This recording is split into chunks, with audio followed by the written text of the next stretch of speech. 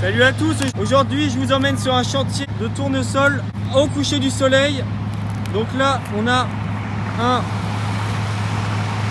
Puma 130 avec une 16 tonnes Tier 20, bon, il y a encore les rehausses en silage, et la batteuse une New Holland avec accueilleur 8 rangs. Donc là battage de tournesol, c'est tardif maintenant pour les tournesols. Là, je vous la mets là. Filmé au drone bien évidemment, hein. J'ai acquis un drone. Il y a encore quelques vidéos tournées sans drone, mais les prochaines arriveront tournées avec le drone. Et j'en ai quelques-unes à vous proposer.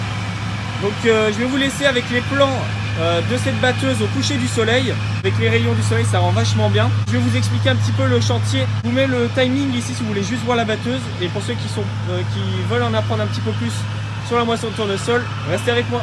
Donc le tournesol est communément appelé une fleur en général. En réalité c'est un oléagineux, donc une graine qui produit de l'huile, donc tout simplement l'huile de tournesol. Donc là vous avez le tournesol qui est devant vous, qui est tout mûr, tout sec, encore un petit peu vert.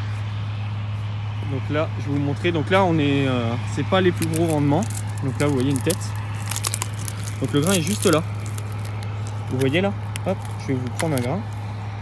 Voilà, le grain est là et si on le presse, on a de l'huile qui sort, d'où l'huile de tournesol. Donc il y a eu du vent il y a un petit moment, ce qui a fracturé les cannes de tournesol et ce qui l'oblige à ramasser bas, parce que d'habitude le tournesol est ramassé assez haut, plus haut, pour éviter de faire rentrer trop de paille dans la moissonneuse.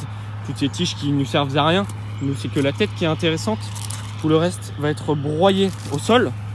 Donc voilà, broyé comme ça en petits bouts. Et d'habitude on cueille plus haut.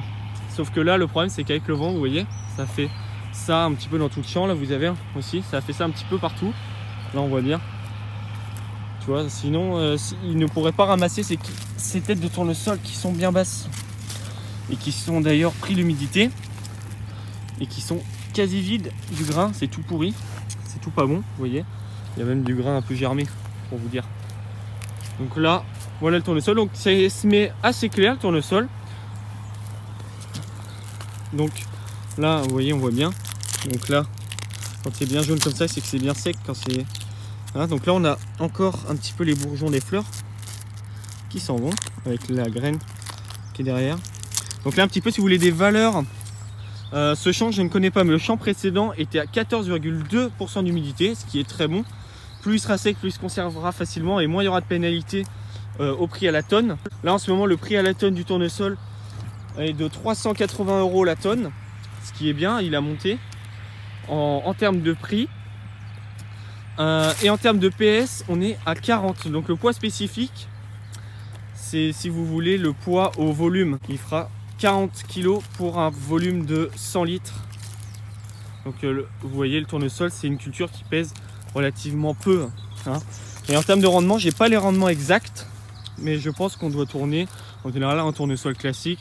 Les têtes sont pas très grosses, il y a un peu de perte. Je pense qu'on sera sur un tournesol aux alentours des 25 à 35 quintaux, donc 2,5 à 3,5 tonnes à l'hectare. Donc voilà, si jamais vous avez des questions, n'hésitez pas à me les poser dans les commentaires. Et je vous laisse avec les plans que j'ai pu faire de cette batteuse.